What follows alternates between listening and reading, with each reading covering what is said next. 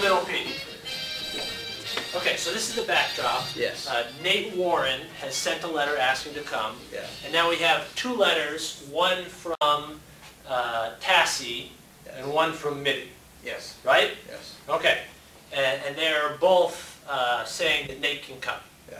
Now what does the fact that this is an epistolary novel where where the only text we have is letters from one individual to another, how is the value of an epistolary novel sort of made evident by these two letters? You raising your hand, Jared? Yeah, it limits the point of view. Like you only get the author of the letter. You only see what they're seeing and know what they know based on what they write. Okay, so it limits your point of view. This is important, right? Come with me to page 46. Dear Mr. Warren, I have discussed your petition with my daughter Tassie. She has allayed my minor concerns, and so I am able to hereby welcome you to our home as good old friend of the family. What's a tone? Formal. I agree with you, but what marks it as formal? Her word choice. Her word choice? Yeah. Mr. Warren. Mr. Warren, I've discussed your petition, not your request. What about Mitty's attitude? If you're Mr. Warren and you're reading this, how do you feel about sort of Mitty's attitude towards letting you come? She's reluctant. She's a little reluctant, but she thinks that maybe it'll be a good idea after all. Page 47, Tassie's letter. Dear Cousin Ella, Mother is better, buoyed by the strangest letter we received last week from a gentleman named Nate Warren who publishes a journal about Nollop.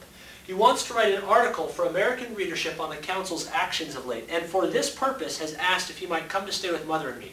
Mother immediately wrote him back to say, yes, by all means. I have never known her to act so hastily in any regard. Does that sound like the first letter? No. It doesn't, does it? What's different? Seems to be more emotion. Yeah. More emotion? She makes it seem like Mitty's more energetic towards what's going on. Okay, so in the first letter, Mitty says, well, I'm not really sure, but I talked to my daughter, and Tassie seems to think this is a good idea, so against my better judgment, we'll let you come. Tassie's letter makes it go, yes, this is great. We're going to invite them right now, and he's going to solve our problems, right? I mean, this is the answer to prayer. Yeah? It's a completely different thing. Now, which one of these is what actually happened? I would guess the second I one, was- but we don't know. You guess the second one, but we don't know, right? So let me ask again, what is the impact of the epistolary form on the way that we understand this text?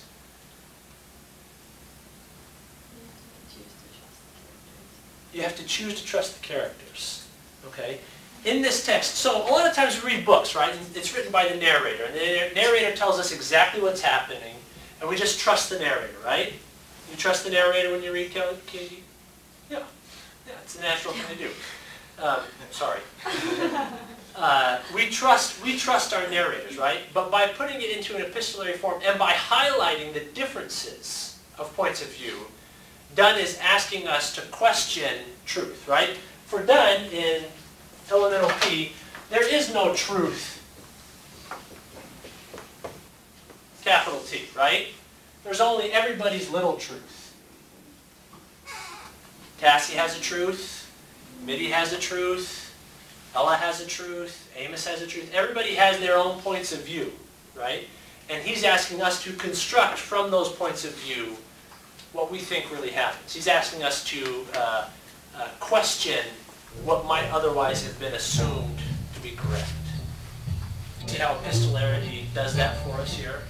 All right, let's take a break and go.